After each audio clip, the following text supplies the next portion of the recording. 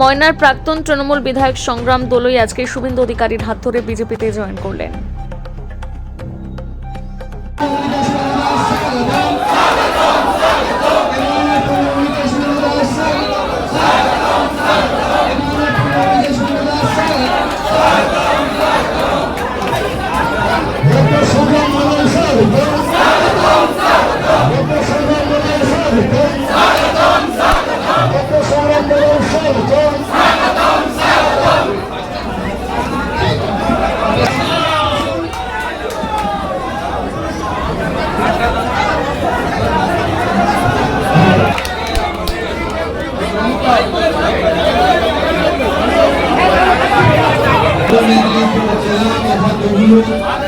সারাদিনের জেলায় খুশির দিন।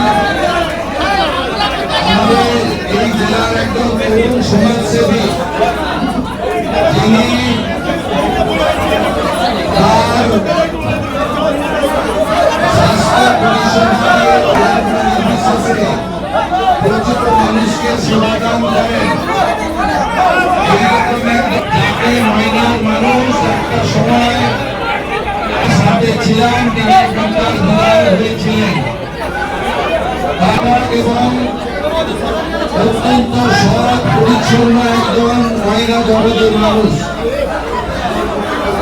আমি গত 21-এর আগে আমি ভারতীয় জনতা পার্টিতে যুক্ত হওয়ার সময় এই ভাইকে আমার সাথে পাইনি বা যে কোনো কারণে তিনি তার দায়বদ্ধতার জন্য বিধায়ক থাকার জন্য আমাদের সাথে আসেননি।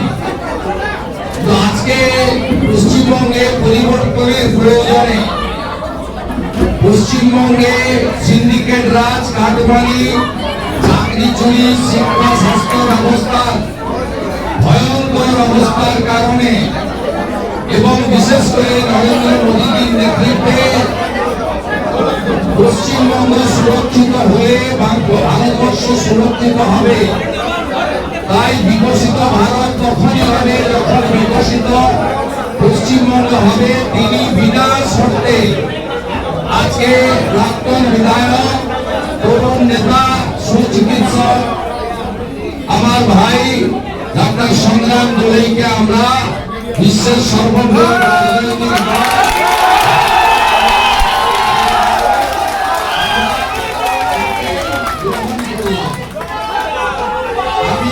বিধানসভার কনভেনর, বিরোধী দলের নেতা গৌতম গুরুকে প্রধান মেনে তাকে এবং স্থানীয় বিধায়ক অশোক দিন্দা মহোদয় তারা পতাকা ধরাবেন। আমি বিরোধী দলনেতা হিসেবে তাকে প্রথমে উত্তরীয় দিয়ে আমি আমাদের পরিবারে স্বাগত জানাই।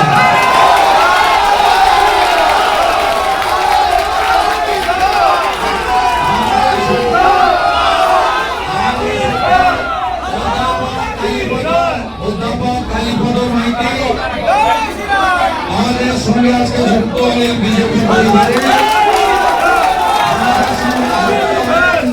অধ্যাপক সুমিত মান্না,